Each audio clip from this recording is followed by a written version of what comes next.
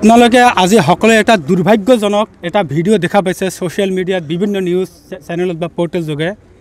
তাতে এটা সামান্য কথা যে এটা সৰু কলৰ গছ তেওঁক লাগিছিল ডাঙৰ কলৰ গছ, তাতে এটা সৰু কলৰ গছ দিছে। এই কথাৰ ওপৰত ভিত্তি কৰি এজন মানুহক শাৰীৰিকভাৱে অপদস্থ কৰা মানে ৰাজহুৱাভাৱে এইটো একদম গৰিহণাৰ যোগ্য বিষয় আৰু এইটো কোনোপধ্যে মানি ল'ব পৰা বিষয় নহয়। প্ৰথম কথা এইটো। দ্বিতীয় কথা হ'ল তেওঁ সুধিছিল তো তোমাৰ ঘৰ ক'ত, যেতিয়া কৈছে গৌৰীপুৰ তেওঁ কলাৰ ধৰি আনি গুণ্ডাৰ দৰে তেওঁ কোবাইছিল। তো গতিকে গৌৰীপুৰ মানে এইটো দেখি বহুল অঞ্চল।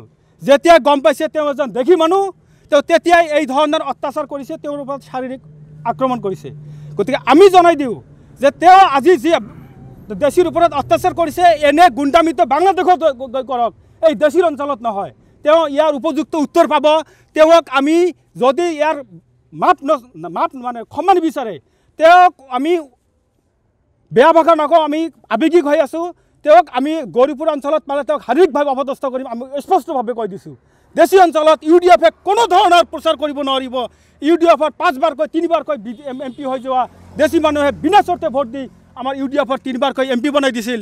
আৰু তেওঁৰ দ্বাৰাৰ বিধায়কে আজি দেশী মানুহ এজনক এনেকৈ অপদস্থ কৰা কোনোপধ্যে দেশী জনগোষ্ঠীয়ে মানে মানি লয়।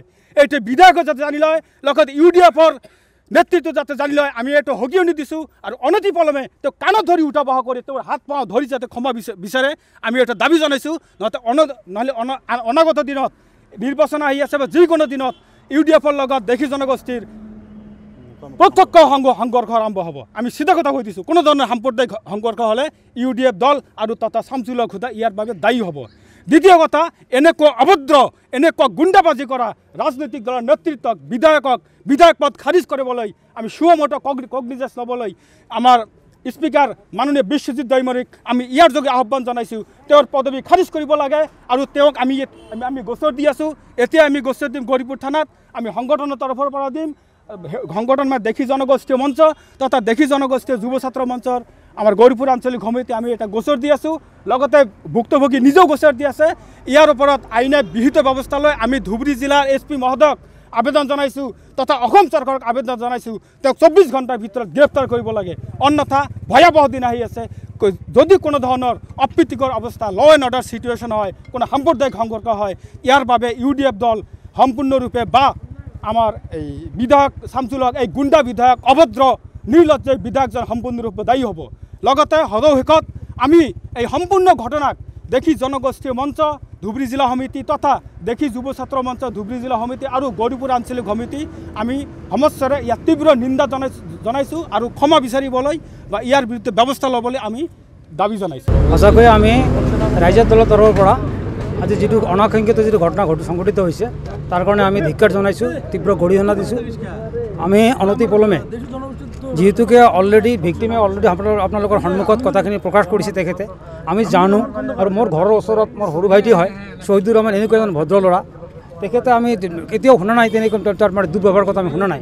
আৰু তেখেতে এজন মানে শিক্ষিত বেকাৰ যুৱক ল'ৰা। তেখেতে কোনোবা কণ্ট্ৰাক্টৰৰ আণ্ডাৰত কিবা দেখাশোনা কৰাৰ কাম কৰি থাকে। গতিকে তেখেতে দুখী আৰু শিক্ষিত ল'ৰা, চাকৰি বাকৰি নাই, তেখেতে তেনেকৈ কাম কৰে। গতিকে তেখেতৰ কৰ্মৰ কাৰণে তেখেতে ভিলেচিপাৰলৈ গৈছিল। কিবা এটা কাৰণত সামান্য ত্ৰুটিৰ কাৰণে বিধায়কজনে ৰাজহুৱাকৈ যি ধৰণে তাক অপমান কৰিছে, শাৰীৰিকভাৱে অপদস্থ কৰিছে, মাৰধৰ কৰিছে, তাক আমি ধিক্কাৰ জনাইছোঁ, গৰিহণা দিছোঁ। আৰু বিধায়কজনক অনতিপলমে উক্ত ঘটনাৰ ওপৰত তেখেতক কাণত ধৰি উঠা বহা কৰাৰ কাৰণে ৰাজহুৱাকৈ ক্ষমা কৰাৰ কাৰণে আমি দাবী জনাইছোঁ। লগতে তেখেতক যিহেতুকে অলৰেডি সিহঁতে FIR দিবলৈ কৈছে, গতিকে অতি সোনকালে যাতে জিলা প্ৰশাসন তেখেতক মানে ব্যৱস্থা লয় বা পুলিচ প্ৰশাসনে ব্যৱস্থা লয়, তেখেতক জেল হাজতলৈ প্ৰেৰণৰ কাৰণে আমি দাবী জনাইছোঁ। আজিৰ ঘটনাটো সঁচাই খুব দুঃখজনক, নিৰ্লজ্জ, ধিক্কাৰজনক ঘটনা। মই এইখিনিতে আপোনালোকক ক'বলৈ ওলাইছোঁ যে আমি বৰ্তমান এইখন দেশত ৰাজতন্ত্ৰত বসবাস কৰি আছোঁ নে গণতন্ত্ৰত বসবাস কৰি আছোঁ সন্দেহ হৈছে। কাৰণ মানে ৰাজতন্ত্ৰত যেতিয়া ৰাজতন্ত্ৰ আছিল ৰজাই তেনেকুৱা বিচাৰ কৰিছিল প্ৰজাৰ ওপৰত। আজি ঠিক তেনেকুৱা অৱস্থা আহি গৈছে। এজন চাওক, এজন জনপ্ৰতিনিধি কি নিৰ্লজ্জ। তেখেতৰ নাম শামছুল হুদা, তেখেত বিলিচিপাৰা পূব সমষ্টিৰ বিধায়ক হয়, এজন সন্মানীয় বিধায়ক। তেখেত AUDF দলৰ বিধায়ক হয়। আজি অসমৰ খুব গুৰুত্বপূৰ্ণ নিৰ্বাচন অহা 26 চনত আহি আছে। এই মুহূৰ্তত এজন জনপ্ৰতিনিধিয়ে এটা কামৰ শুভ উদ্বোধনীত আমি যিটো শুনিলোঁ, শুভ উদ্বোধনীত গৈছে, তাৰ গেটত সৰু কলৰ গছ। ইমান নিৰ্লজ্জ মানুহ থাকিব পাৰেনে? এটা সৰু কলৰ গছ তেওঁৰ যদি পচন্দ হোৱা নাই, তেওঁ ক'ব পাৰিলে হয় যে আজি নহয় অলপ পিছত মই কৰি দিম। সেইটো লৈ এজন মহৰীক মাতি নি, কোন মহৰী হয়, তেওঁ গুণ্ডাৰূপী এজন MLA, কোন মহৰী হয় মাতি নি তেওঁক সুধিছে তেওঁৰ ঘৰ ক'ত, যে গৌৰীপুৰ শুনাৰ কাৰণে সন্দেহ হৈছে যে গৌৰীপুৰ শুনাৰ কাৰণে তেওঁ কলৰ বুকৰ চাৰ্ট ধৰি এটা থাপ্পৰ মাৰি দিলে। আৰু MLA এজন নিজে জনপ্ৰতিনিধি হৈ তেওঁ নিজে কলৰ গছ উভলাই লৈ তেওঁ মূৰত মাৰি দিলে।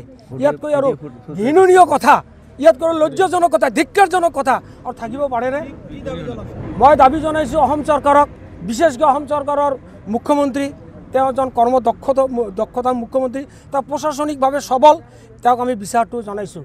মুখ্যমন্ত্ৰী মহোদয়, আপুনি অনতিপলমে এই ঘটনাটো চাই উচিত তদন্ত কৰি এই বিধায়কজনক কৰায়ত্ব কৰি দৃষ্টান্তমূলক শাস্তিৰ ব্যৱস্থা যাতে কৰে, এইখিনি ৰাইজৰ তৰফৰ পৰা আমি আপোনাক বিনম্ৰভাৱে অনুৰোধ জনাইছোঁ।